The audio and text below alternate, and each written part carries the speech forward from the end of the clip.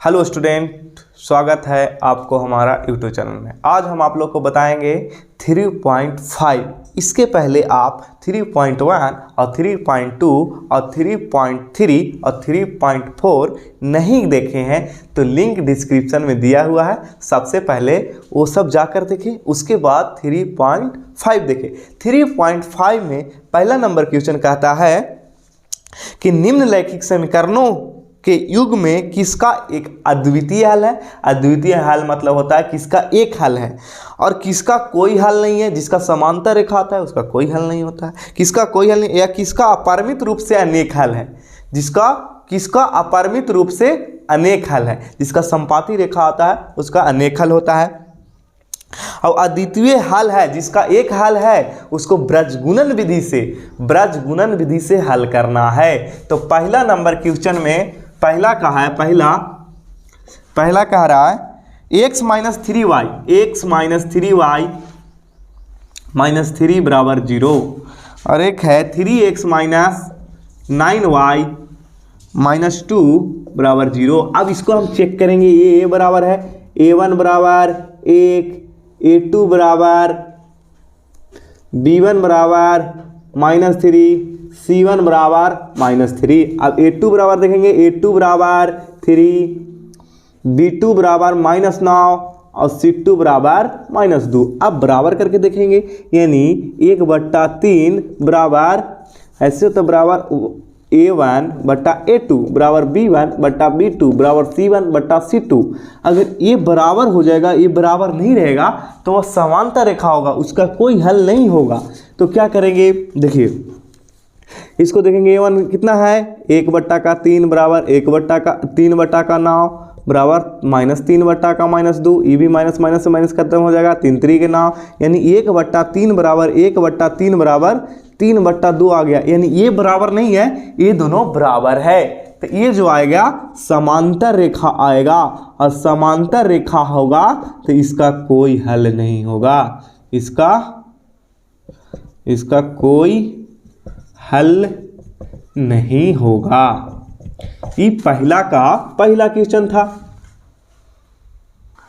अब देखिए दूसरा नंबर क्वेश्चन चेक करना है। a1/a2 यानी 2/3 बराबर 1/2 बराबर 5/8। ये तीनों बराबर नहीं है तो प्रतिच्छेदी रेखा आएगा। जब तीनों बराबर नहीं रहता है तो प्रतिच्छेदी रेखा, और जब प्रतिच्छेदी रेखा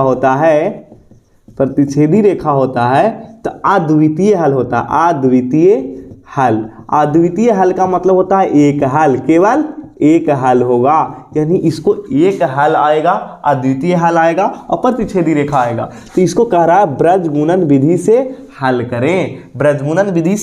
तो देखिए सबसे पहले ब्रजगुणन विधि से कैसे हल किया जाता है। देखिए इसको इधर कर देते हैं, यानी 2x इधर करेंगे तो माइनस में हो जाएगा। 2x + y - 5 बराबर, उधर कुछ नहीं बचा तो 0। अब इसको भी इधर करेंगे, यानी 3x + 2y बराबर 2y - 8 बराबर 0। अब ब्रजगुणन विधि में x, y और 1 इधर संख्या है तो 1, और इसको क्या किया जाता है, इसको बीच में रख करके ऐसे क्रॉस मल्टीप्लिकेशन किया जाता है। अब क्या करेंगे, देखिए जब x का मान लिखे रहेंगे तो x को छाप देंगे, x को हटा देंगे, y से देखेंगे तो 1 है 1, तो यहाँ लिखेंगे 1 और यहाँ लिखेंगे -8। यहाँ इसको हटा देंगे, इसके सामने वाला ये देखिए ऐसे करके लिखेंगे, इसके आगे 1 है तो 1, 1 -8। अब ये देखेंगे इधर नीचे क्या है 2, इधर क्या है -5। अब देखिए जब y के लिखे रहेंगे तो y को झाप देंगे और लिखेंगे y के झापने के बाद लिखेंगे, देखिए यहाँ पे यही वाला मान लिखा जाएगा। अब हमको देखना है, यानी 5 तो यहाँ हो जाएगा 3, और यहाँ पे 8 है, यहाँ पे 8 तो यहाँ हो जाएगा 2।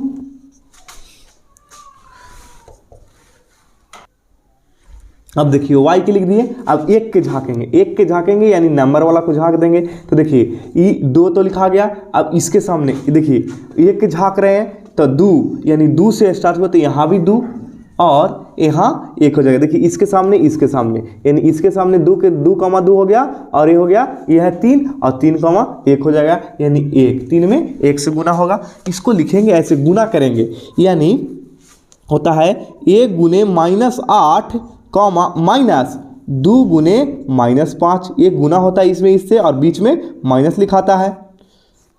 अब देखिए यहाँ पे बराबर, ठीक है, ये बराबर करेंगे और इसको देखिए y इसमें इससे गुना करेंगे 5 -5 गुने 3 और -8 गुने का 2 बराबर।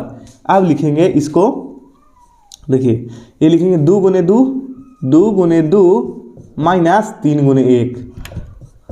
अब देखिए क्या करेंगे, गुना करेंगे। अब देखिए और x के बट्टा x है तो x के बट्टा में लिखेंगे, x के बट्टा में लिखेंगे क्या, 8 में x होगा -8 और देखिए 5 दूनी का 10 -10 और माइनस प्लस 10 हो जाएगा बराबर। अब देखिए y है तो y के बट्टा में लिखेंगे। अब देखिए 25 -15 और हो जाएगा 8 दूनी के 16 प्लस 16 बराबर। इधर करेंगे, देखिए 1 बट्टा के लिखेंगे क्योंकि 1 के लिखे हैं तो 2 दूनी के 4 में से 3 जाएगा, 2 दूनी का 4 -3। अब देखिए इसको आगे करेंगे। अब देखिए यहाँ के बाद हम क्या करते हैं, इसको इधर बता देते हैं आप लोग को इतना दूर में। अब देखिए क्या करना है, देखिए इसको घटाएंगे यानी x 8 प्लस माइनस घटता है तो x बट्टा का 2 आ जाएगा बराबर, y बट्टा का 1 आ जाएगा बराबर, 1 बट्टा का 1, देखिए 4 में से 3 जाएगा 1 आएगा, 1 बट्टा का 1 और बारी बारी से बराबर कर देंगे। x बट्टा 2 बराबर 1 बट्टा का 1 यानी x में 1 से गुना करेंगे और 2 में 1 से गुना करेंगे यानी x बराबर 2 आंसर। और y बट्टा का 1 बराबर 1 बट्टा का 1, तिरछा तिरछी गुना करेंगे तो y बराबर 1 आंसर। ब्रजगुणन विधि, यह जो हुआ ब्रजगुणन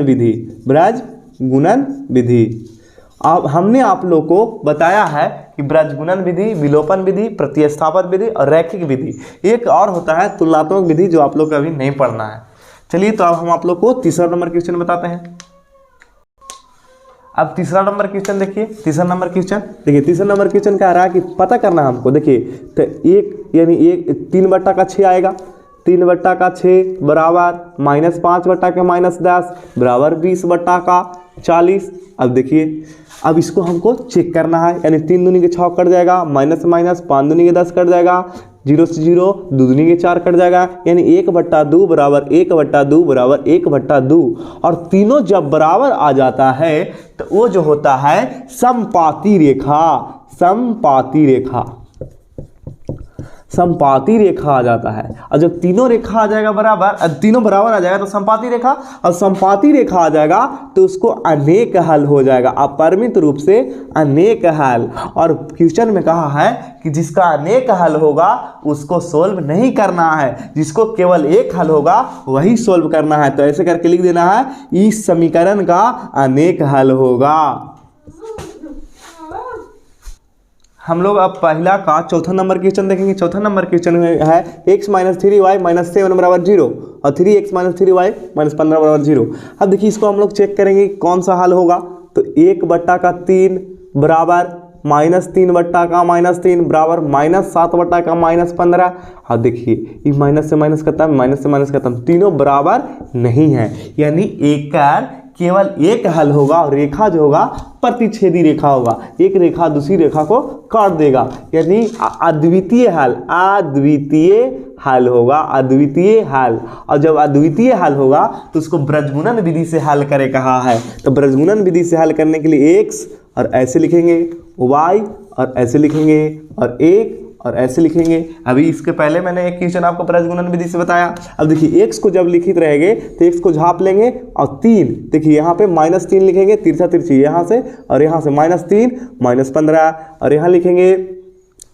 देखिए अब x, अब इधर से x का तब -3 और -7 और y को झाँकेंगे, y के झाँकोगे तो 7 3 लिखा जाएगा और इधर -15 तो इधर हो जाएगा 1। अब देखिए 1 को झाँकेंगे तो लिखेंगे 1 गुने -15 सॉरी, एक को झाँकेंगे तो -3 होगा, एक को हम झाँकेंगे यानी अंक वाला को झाँक देंगे तो यही ना -3 होगा।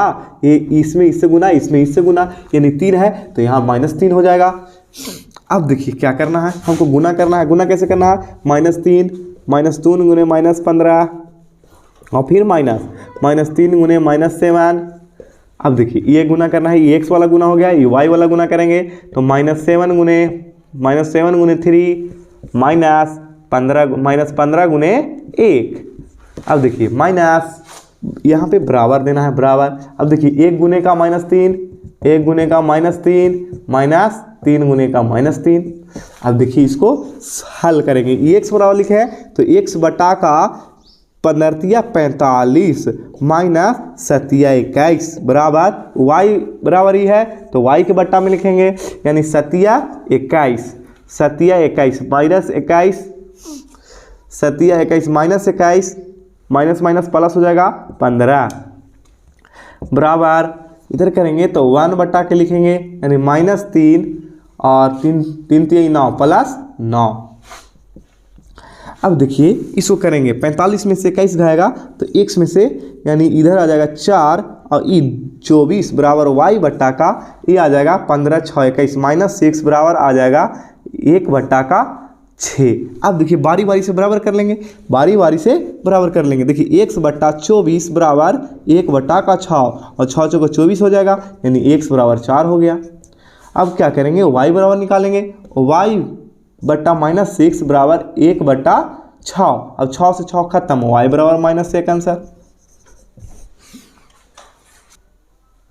चलिए ब्रजगुणन विधि से आपका ये पहला का चौथा क्वेश्चन, मैंने आपको पहला क्वेश्चन का चारों क्वेश्चन का आंसर बता दिया है। आई होप कि आप लोग को समझ में आया होगा। समझ में आया होगा तो वीडियो को लाइक करें, सब्सक्राइब करें एंड शेयर करें। आगे के लिए नेक्स्ट पार्ट आपको हमने डालेंगे।